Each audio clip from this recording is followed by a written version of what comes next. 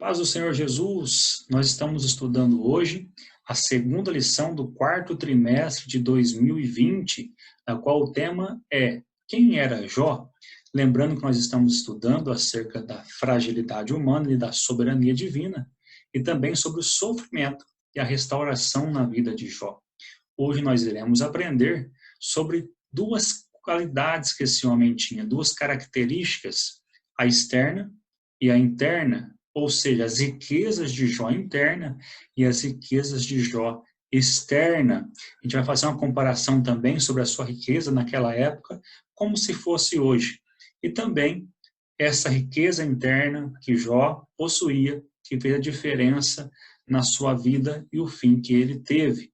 Lembrando você que se você ainda não é inscrito aqui no canal, se inscreva, faça a sua inscrição, você pode ser um agente abençoador do nosso canal, do nosso ministério, você pode fazer isso e assim mais pessoas vão receber a palavra de Deus. Que Deus abençoe a sua vida e vamos ao estudo. O nosso texto áureo vai nos dizer assim: havia um homem na terra de Uz, cujo nome era Jó. Essa segunda parte vai falar sobre a sua riqueza interior. E era este homem íntegro, reto, temente a Deus e desviava-se do mal. Jó capítulo 1, versículo 1, dá a importância da sua riqueza interior. Na verdade prática, nós vamos ver assim: quem zela por um caráter irrepreensível obtém testemunho acerca de sua integridade. É bom quando alguém dá testemunho, uma pessoa dá testemunho de alguém, mas é ótimo, é maravilhoso, a gente não consegue chegar numa palavra para dizer que Deus, ele deu testemunho de Jó. Olha que interessante. A nossa leitura bíblica em classe, ela vai começar no versículo 1, dizendo acerca da sua riqueza, primeira no seu interior, no versículo 1, no versículo 2 vai falar sobre a sua riqueza moral ali, ou da época familiar, porque era um padrão aceitável naquele momento, naquela terra, uma formação de famílias. Assim, ele tinha 7 filhos e 3 filhas. A formação da família de Jó era maravilhosa, a gente vai entender um pouquinho para frente. E aqui eu coloquei em vermelho a sua riqueza que ele possuía exterior, a sua fazenda. Ou seja, ele tinha 7.000 ovelhas, 3.000 camelos, 500 juntas de bois e 500 jumentas. Tinha muitos servos, e o texto vai nos dizer que ele era o maior de todos ali que havia no Oriente. Então vamos lá, vamos adentrar na lição, que a lição de hoje está maravilhosa. Aqui eu coloquei a riqueza de Jó, para você entender um pouquinho desse aspecto e do que esse homem possuía, para você entender o que ele perdeu. A gente lê um pouquinho rápido e às vezes não percebe como era essa riqueza. Ele tinha 7.000 ovelhas, 3.000 camelos, 500 juntas de boi e tinha 500 jumentas. Então ele tinha ali 7.000 ovelhas, olha isso, 3.000 camelos, essas 500 juntas de boi, significa que ele tinha 1.000 bois. Cada junta de boi havia 2 bois. E nós tínhamos 500 jumentas. As ovelhas, para que você entenda, e a gente entre aí, explicando, para você ter uma noção, significava matéria-prima. Ela tinha leite, lã, couro e carne. Então, só para você entender, Jó, ele era o dono do laticínio da época. Ele tinha o leite, fazia queijo, fazia manteiga. Também Jó tinha lã, onde se fazia coberta, se fazia o tapete, se fazia ali várias coisas com a lã naquela época. Também tinha o couro. Então, ele também tinha ali a indústria da roupa e também tinha carne. Ele tinha o frigorífico nas suas mãos. Então, deu para imaginar, alguns vão dizer que Jó ele dominava de 90% a 95% na época, para manter todos que estavam ao seu lado. Ele era o maior do Oriente. Então, ele produzia matéria-prima. Uma aplicação para a nossa vida espiritual é que o leite se dá à ovelhinha mais nova, uma aplicação. Então, uma ovelha que tem matéria-prima é aquela que cuida de novos convertidos. Uma ovelha que tem lã é aquela que conforta, tem sempre uma palavra de conforto para a ovelha que está na igreja. Uma ovelha que traz o couro é aquela ovelha que ela não aponta a nudez. Nosso Deus é especialista em tampar a nudez. Ele cobre a nudez do seu irmão, ele não quer expor o seu irmão. E depois nós temos o alimento, que é a carne. Ele sempre tem ali um alimento para quem está próximo. É uma ovelha que tem matéria-prima. Depois nós vamos ter, para você entender, os camelos. Os camelos significa transporte. Como eu falei, a ovelha era o laticínio daquela época, e agora os transportes, para você entender, naquela época significaria os caminhões. Jó tinha 3.000 camelos, ou seja, ele era o dono da transportadora da época. Os camelos que faziam ali toda ali a logística de entrega. Olha, para imaginar isso. O Jó ele tinha toda a matéria-prima com as ovelhas, mas também o Jó tinha o transporte da época, eram ali os caminhões, se você quiser anotar. Depois nós temos ali os bois, eles aravam a terra e também tinha carne, tá? Esses bois, deixa eu só voltar um pouquinho aqui, que é o transporte, tá bom? Um servo de Deus, ele tem que ir e ele tem que vir. Como que Satanás quer atrapalhar, a gente vai falar na próxima lição, ele não quer que você vá à igreja, ele não quer que você vá ao evangelismo, ele não quer que você se transporte. E aí é um perigo. Então, o transporte é importante na nossa vida, que você ore, que você se transporte para algum lugar que Deus queira. Depois nós temos os bois, como eu estava falando. O boi, ele arava a terra. Se colocava uma canga no boi, e colocando a canga no boi, o boi ia fazendo ali, né, os buracos na terra para depois ir implantando a terra. Então, o boi, na época de Jó, ele era o trator. Os Massey Ferguson, os John Deere, eles eram ali que faziam ali as aberturas no arado da terra ali, para que a terra ficasse pronta para se plantar. Então, era a plantação que havia através desses bois, que pode significar tratores. Quando nós olhamos Jesus dizendo no capítulo 11, no versículo 30 de Mateus, que o meu jugo é leve, o meu fardo é suave, esse jugo que ele está dizendo é isso. No original é uma canga de bois. E ele vai nos informar ali que ele é manso. Por que ele é manso? Fazendo uma aplicação para a nossa vida. Porque se colocava na canga um boi bravo e um boi manso. Então, se colocasse 2 boi bravos, quebrava tudo. Então, se colocava um bravo e um manso. Então, na linguagem dos bois, Jesus é o boi manso e nós somos o boi bravo. E de vez em quando a gente quer quebrar tudo, quer sair, e o boi manso fala, calma, espera mais um pouquinho. E a gente quer sair, a gente fica bravo, e daqui a pouco o boi manso fala, calma, daqui a pouquinho tem água tranquila, tem pasto verdejante.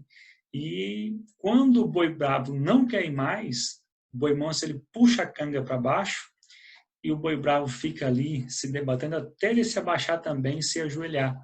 E quando ele se ajoelha, não para o arado, eles vão arando ali, nem que for de joelho, mas eles vão abrindo a terra. Então aprenda isso, que os boi é a lei da plantação. Não pare de plantar, de abrir terras. E depois nós temos as jumentas. As jumentas, elas eram máquinas que plantavam, né, no modo de dizer. O boi arava, a jumenta ia atrás com 2 balaios na costa, cheio ali, 2 cestos cheios de sementes, e onde o boi ia passando, as jumentas iam atrás, jogando as sementes. Está falando sobre a plantação. E também dava leite. E quando o animal escapava, se selava uma jumenta para subir em lugares altos, né? Nas pedras, ela conseguia andar bem nas pedras. Então a gente aprende que as jumentas significa andar em lugares altos, também a lei da plantação. Então elas eram como se fossem plantadeiras. Então dá para imaginar? Jó ele dominava a carne, o leite, o transporte, a plantação, os bois eram como tratores. Imagina a riqueza daquele homem na época. E isso tudo, nós vamos ver que para Jó não era tão importante como a sua riqueza interior. Aí nós temos aqui o tópico 1, um homem de caráter irretocável. Então nós vamos observar isso, o seu caráter. Nós temos aqui no tópico 1, um homem de caráter irretocável. Caráter são qualidades mentais e morais, características de um indivíduo. Então nós aprendemos que é aquilo que você faz quando ninguém está olhando. As características morais, mentais e espirituais de Jó evidenciavam a sua integridade. Então nós observamos aqui que essa palavra, ela vem no sentido aqui de se esforçar o máximo para ser íntegro diante das situações, tanto para com Deus e como para o homem. Então aqui o nosso escritor colocou que é o sentido de inocência, sem culpa. É aquele que passa por situações, ele não quer ser culpado em fazer o mal. Ele é íntegro, ele é puro. Eu coloquei aqui para você, Jó 31:1, que diz assim: fiz um concerto com os meus olhos. Como, pois, fixaria numa virgem? Jó está dizendo que ele fez um concerto com os olhos dele, que ele não iria olhar para uma virgem. Ou seja, quando ninguém estivesse olhando ele, ele tinha um pacto de não olhar para uma moça. Olha como esse homem era um homem de caráter diante de Deus e diante dos homens. Então ele faz um pacto ali de não pecar mesmo que ninguém esteja olhando. E quem somos nós quando ninguém está nos observando? Quem somos nós quando ninguém está nos olhando? E Jó, ele vai ser íntegro. Naquela época, tinha poligamia. Já explicamos na lição passada, era a época patriarcal. Às vezes um homem se casava com várias mulheres. E Jó, tendo toda essa riqueza, ele faz um pacto para não olhar. Então você imagina o caráter que esse homem vai nos apresentar. Depois nós temos aqui um homem de caráter, né, irretocável, ainda é o tópico 1, mas o subtópico vai dizer, ele era reto. Ele era irrepreensível, tinha sua suficiência em Deus. Ou não vê ele os meus caminhos e não conta todos os meus passos? Jó 31:4. Então aqui, quando a gente fala que ele era reto, que ele era irrepreensível, que Jó não se desviava, ele ia numa linha reta, ou seja, ele ia e não se desviava nem para a direita e nem para a esquerda, ou seja, ele tinha sua suficiência em Deus. É a mesma coisa que Paulo fala, que o obreiro tem que ser irrepreensível. Esta palavra irrepreensível, se a gente olhar em primeira instância, não vai existir uma pessoa que é irrepreensível. Mas no original quer dizer que é aquele que busca a sua suficiência em Deus. Ele não quer buscar a sua suficiência em alguma coisa do mundo. Ele vai dizer, será que Deus ele não está vendo os meus caminhos e não conta todos os meus passos? Então Jó vai mostrar ali a sua retidão a Deus. Ele não se desviava ali do seu caminho. E também nós temos aqui temente a Deus e desviava-se do mal. Olha isso que interessante. Se os meus passos se desviaram do caminho, e se o meu coração segue os meus olhos, e se as minhas mãos se apegou a qualquer coisa, então semeie eu e outro coma, e seja a minha descendência arrancada até a raiz. Se o meu coração se deixou seduzir por uma mulher, ou se eu armei traições à porta do meu próximo, então moa minha mulher para outro, e outro se encurve sobre ela. Olha isso que Jó está dizendo, como é profundo o temor de Deus que ele tinha. Ele está falando, olha Deus, se o meu coração segue os meus olhos, ou seja, olha que interessante isso, como está o nosso coração? Será que ele segue os nossos olhos? E olha que riqueza que esse homem tinha. Os olhos dele não davam ordem para o coração. E a gente vê a lei do pecado, A gente percebe que Eva, ela olhou, ela desejou e ela tomou. Mas Jó está dizendo, olha, eu não dou lado aqui, o meu coração seguiu os meus olhos. Ele vai dizer, se assim foi, se eu peguei alguma coisa de alguém, olha o que Jó está dizendo, se eu fiz isso, que eu semei, que eu plante tudo e o outro venha colher, que a minha descendência seja arrancada. Se o meu coração deixou ser seduzido por outra mulher, ou se eu armei traição à porta do meu próximo, então que minha mulher seja moída, ou seja, que o outro se encurve sobre ela, que o outro pegue a minha mulher para ele. Olha, diante de Deus, o que Jó está dizendo, como esse homem, ele tinha um coração desviado do mal. Então a gente começa a aprender, então, que Jó, ele era íntegro, que ele tinha ali o sentido de inocente, ele não tinha culpa. Também ele era reto, ele tinha um sentido de repreensível, buscava a sua suficiência em Deus, e também temente a Deus e desviava-se do mal, que traduz a ideia de alguém que prestava referência a Deus e evitava o mal. Ele tinha ali, traz o sentido aqui nesse aspecto, de alguém que cultuava Deus e adorava Deus, mantinha o mal sempre à distância, o mal não entrava, ele cultuava Deus. Interessante aqui que o nosso escritor vai dizer que em Provérbios 3:7 que o temor ao Senhor, teme ao Senhor a parte do mal. Depois a gente vai ver que o temor do Senhor é a fonte de sabedoria. E o Jó, o Salomão escrevendo na frente, o Jó já praticava isso lá atrás. Olha que interessante. Então a gente vai entender aqui que tudo que Jó possuía vinha desse temor interior. Então o Jó vai conquistando as coisas. Depois nós vamos ter o capítulo de número 2, que vai dizer Jó, um homem sábio e próspero. Nós vamos dar uma olhadinha aqui para você entender quem era Jó dando conselho. Tem gente que acha que Jó era só um fazendeiro rico, e aí Jó perdeu tudo e acabou. Não é assim. Jó, ele tinha a riqueza exterior, tinha essa riqueza interior que nós acabamos de ver, íntegro, reto, desviava-se do mal, mas também ele tinha sabedoria, ele tinha prosperidade. E aqui eu coloquei o capítulo 29 para você, vou ler só um pedacinho para você entender quem era Jó. Vai dizer que capítulo 29, versículo 7 a seguir, vai dizer assim: quando saía para a porta da cidade e na praça fazia preparar a minha cadeira,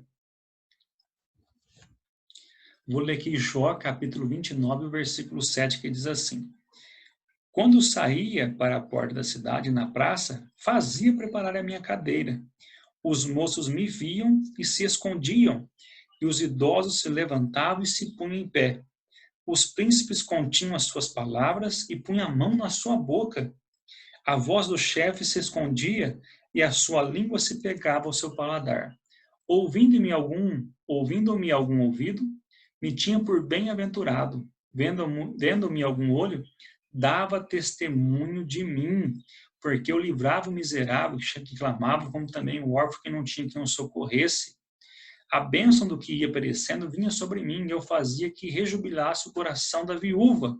Cobria-me de justiça, e ela me servia de veste, como manto e diadema era o meu juízo. E eu era o olho do cego e os pés do coxo. Dos necessitados era pai, e a causa de quem não tinha conhecimento inquiriria com diligência. Vou parar por aqui. Mas deu para você entender que quando Jó chegava numa cidade, aqui na porta da cidade, os mais velhos ficavam de pé. Olha que interessante. Os príncipes continham a sua língua, eles travavam a língua e ficavam ali observando Jó falar. A gente vai perceber aqui que os chefes, eles escondiam a sua língua, os príncipes aqui punham a mão sobre a boca, o chefe escondia a sua língua, as crianças se escondiam de medo de Jó. Guarda isso que eu vou falar isso aqui lá na frente depois para você ver como é que mudou isso na vida de Jó, quando vem a prova de Deus. Então Jó era um homem muito sábio, Era um homem que, além da sua riqueza, ele tinha sabedoria e também tinha prosperidade. Ó, um homem sábio e próspero, aqui no tópico 2, eu coloquei assim, ó, um homem próspero, que vai dizer assim, ó, o homem de Uz não era apenas rico, mas sobretudo próspero. O texto sagrado destaca que, além de sua esposa, ele tinha 7 filhos e 7 filhas. Para os padrões da época, possuía uma família com um formato ideal. Ele também era fazendeiro bem-sucedido. E aqui ele vai falar sobre a quantidade que ele tinha. Aqui no ponto 2, eu não coloquei em cima ali o ponto 2, que é o homem próspero. Eu quero que você entenda o seguinte: a prosperidade de Jó, para Deus, não estava baseado na sua, como se diz, na sua riqueza exterior, e sim na sua riqueza interior. Eu coloquei aqui Jó capítulo 1, versículo 8, que diz assim: E disse o Senhor a Satanás, presta bem atenção aqui, observaste tu, meu servo Jó? Porque ninguém há na terra semelhante a ele, homem íntegro, reto, temente a Deus e que se desviava-se do mal. E foi antes da aprovação que Deus falou. Depois que Jó, ele perde tudo, presta bem atenção, a sua riqueza exterior, ele não perde a sua riqueza interior. E aí, quando Satanás volta, olha o que Deus vai dizer. E disse o Senhor Satanás, observaste o meu servo Jó? Porque ninguém é na terra semelhante a ele, homem íntegro, reto, temente a Deus, que se desvia do mal e que ainda retém a sua sinceridade, havendo tu me incitado contra ele para o consumir sem causa. Preste bem atenção em Jó 2:3. Então, a verdadeira prosperidade não está baseada no que a pessoa possui, mas o que ela é. Então, nós vamos entender isso, que Deus vai dar o mesmo testemunho do começo, independente se ele tinha alguma coisa financeira ali, ou sua riqueza na fazenda ou não. Mas por que eu estou dizendo isso? Porque Satanás agora vai pedir para tocar no seu corpo. Por que ele vai falar isso? Porque se Jó perdesse tudo, guarda isso, perdesse a sua família, perdesse os seus bois, perdesse o seu camelo, perdesse a sua ovelha, perdesse a sua jumenta, Jó era próspero. E Jó ia conseguir tudo de novo. Foi por isso que Satanás pediu para que o inimigo, para que Deus permitisse que ele tocasse ali no corpo de Jó, para ele não ser mais próspero. Aí nós temos aqui o subtópico 3, uma prosperidade baseada no ser. Ser ou ter? Como nós reagimos à perda? O que é mais importante para você? É aquilo que você tem ou é aquilo que você é? Ficou bem claro aqui que para Deus, quando ele dá novamente testemunho de Jó, ele dá o mesmo testemunho. Para Deus é mais importante o que você é, não o que você tem. E para você? O que é mais importante? É você ter alguma coisa ou você ser alguma coisa? Então, a prosperidade de Jó não estava baseada aqui no ter, mas estava no ser. Como nós reagimos à perda? Queridos, ninguém gosta de perder. Só se você gostar, eu não gosto. É raro alguém que gosta de perder as coisas. Eu tenho companheiros de ministério que já perderam casa, já perderam carro, já perderam empresas, já perderam filhos, perderam filhas. E é muito duro isso. É um baque muito grande. Mas continuam fiéis a Deus, pastoreando, dirigindo a igreja, continuam no caminho. Tem pessoas que na trajetória perdem alguma coisa importante da vida, mas é isso que Deus quer nos ensinar no livro de Jó. Não é o que nós temos, mas é o que nós somos. Então, não se baseie naquilo que você tem, mas se baseie naquilo que você é. E Jó, ele tinha ali a sua prosperidade, o que ele era. Vamos lá. Terceiro tópico, nós temos aqui um homem de profunda piedade. pessoal, um homem de profunda piedade pessoal. Ele era um homem dedicado à família. Deixa eu explicar isso aqui um pouquinho. Que Jó ele tinha 7 filhos e 3 filhas. Alguns comentaristas vão dizer que as filhas de Jó moravam com ele e que os filhos tinham 7 casas. Então tem gente que fala que eles estavam fazendo festa, fazendo bagunça. Não, não era nada disso. O texto não está dizendo isso. Eles faziam um banquete entre irmãos todos os dias. Não era uma festa mundana. Então eles faziam essa festa diretamente. Eles iam, faziam ali, bebiam, comemoravam, certamente na casa de um por dia. Olha como é que era bonita a família de Jó. Todos os dias eles faziam ali um banquete em cada família, no irmão tal, depois no irmão tal, depois no irmão tal. Cada dia era dia de um irmão preparar. Olha como é que era a comunhão dessa família. E agora nós vamos perceber que no dia da tragédia estava na casa do primogênito, né? Era o que ia tomar conta da família depois que Jó morresse. Então nós temos aí que ele era um homem dedicado à família, ele criou bem os seus filhos, e a comunhão era tão grande que eles faziam esses banquetes diariamente, todo dia eles se reuniam. Meu Deus, que família linda!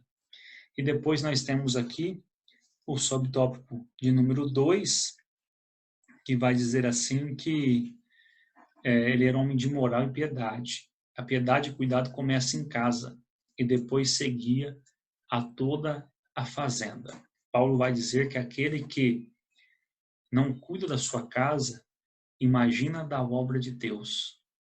Então, Jó, ele vai ser o homem que ele vai começar a cuidar primeiramente da sua família. A piedade de Jó aqui, ela está baseada aqui na sua família. Então, o protótipo aí, o começo do sucesso de Jó, não estava nas ovelhas, no laticínio, não estava nos tratores, nos bois, não estava no transporte, no camelo, não estava nas jumentas, estava na família. Então, Jó tinha primeiro Deus e depois a família. Era um carinho muito grande com a família que esse homem tinha.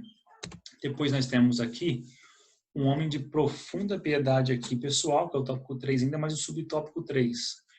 E aqui nós vamos ver aqui, um homem de vida consagrada. Levantava todos os dias de madrugada, cumpria sua função de sacerdote do lar e consagrava-se a Deus. Só para a gente entender aqui, o Jó, ele acordava todos os dias de madrugada. Eu não sei qual é o seu hábito de oração ou o seu hábito de leitura, mas Jó fazia um pouco por dia. E Jó sacrificava todos os dias ali. E eu fiquei olhando isso e eu percebi que existem hábitos na nossa vida que, quando eles são colocados em prática diariamente, eles se tornam grandes com o passar do tempo. A gente percebe que Daniel orava 3 vezes ao dia, virou um hábito. Então, quando você acorda, você vai escovar o seu dente, é um hábito, não é difícil. E Jó, para ele cria um hábito de consagração. Ele levantava-se todos os dias de madrugada. Ele já ia para a oração nas primeiras horas do seu dia. Ele sacrificava, pensando nos seus filhos, se alguém errasse, se alguém pecasse, ele já estava pedindo perdão para Deus. Ele cumpria a sua função de sacerdote do lar. Este era um homem que se consagrava a Deus. Aqui nós vamos ter aqui que ele santificava, é um termo hebraico que kadosh, que ele se separava. Ele era uma pessoa separada. Só para entender, gente, o Jó, ele estava com os sábios, com os príncipes, como a gente já viu. Ele estava ali com os seus empregados, ele tratava diariamente com eles. Jó está dizendo que ele se separou e não conversava com ninguém para ser santo. É o contrário. É você estar no meio das pessoas e ter aí uma vida diferente. Falando sobre família, eu quero te convidar. Todas as sextas-feiras, às 20 horas, nós estamos aqui fazendo a live da família. São ensinos para a família. Se você aí precisa aprender alguma coisa sobre família, tem necessidade de melhorar algum aspecto da sua vida, todas as sextas, 20 horas, nós temos a live da família aqui no canal. E nós vamos para a conclusão, com toda a riqueza de Jó, ele se manteve íntegro, reto e temente a Deus, tanto tendo e tanto não tendo, ele continuou aí servindo a Deus. Se você conseguir nos abençoar, serei muito grato pela sua vida. Fazendo assim, se inscreva no canal, deixe ali embaixo o seu e-mail, cadastre o seu e-mail para receber os nossos cursos, os nossos PDFs, os nossos ensinos. Vai tudo via e-mail para vocês. Que Deus abençoe grandemente.